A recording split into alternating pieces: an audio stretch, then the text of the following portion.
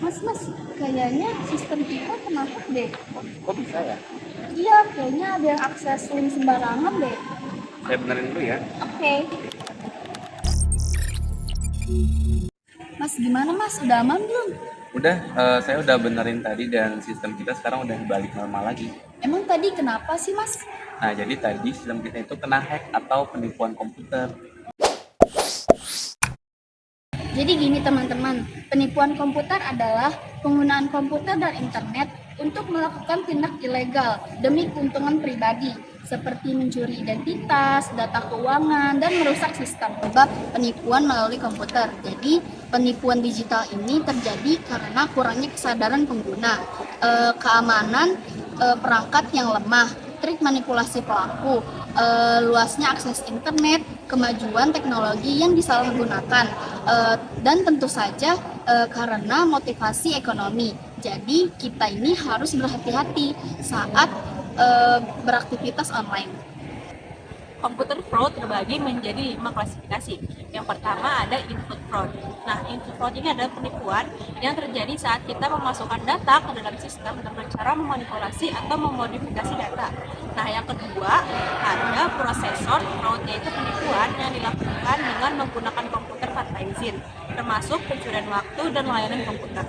Yang ketiga ada computer intrusion fraud, yaitu penipuan yang dilakukan dengan modifikasi data, penggandaan file secara ilegal, pengembangan software untuk aktivitas tertentu.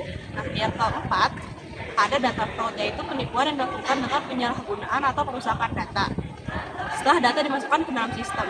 Nah, yang kelima adalah output fraud, yaitu penipuan yang dilakukan dengan memodifikasi hasil output sistem seperti slip gaji atau laporan keuangan untuk kepentingan pribadi. Nah, pelaku ini memodifikasi hasil output sistem secara manual. Pada tahun 1979, majalah Time menyebutkan bahwa komputer fraud itu menjadi sesuatu yang sangat berkembang saat itu. Banyak sebagian bisnis yang menjadi korban dalam komputer fraud. Nah, ini beberapa alasan yang menjadi kenapa sih komputer fraud itu meningkat saat itu.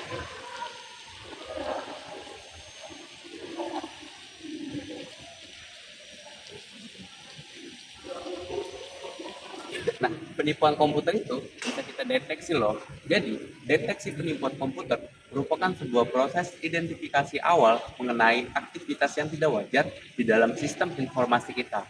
Nah, ada beberapa cara nih untuk kita bisa mendeteksi sebuah penipuan komputer. Yang pertama, ada audit trail dan log monitoring sistem aktivitas di dalam sistem informasi kita. Yang kedua, ada intrusion detection system atau IDS. Dan yang ketiga, kita bisa melakukan analisis data, statistik, dan juga pola transaksi di dalam sistem kita.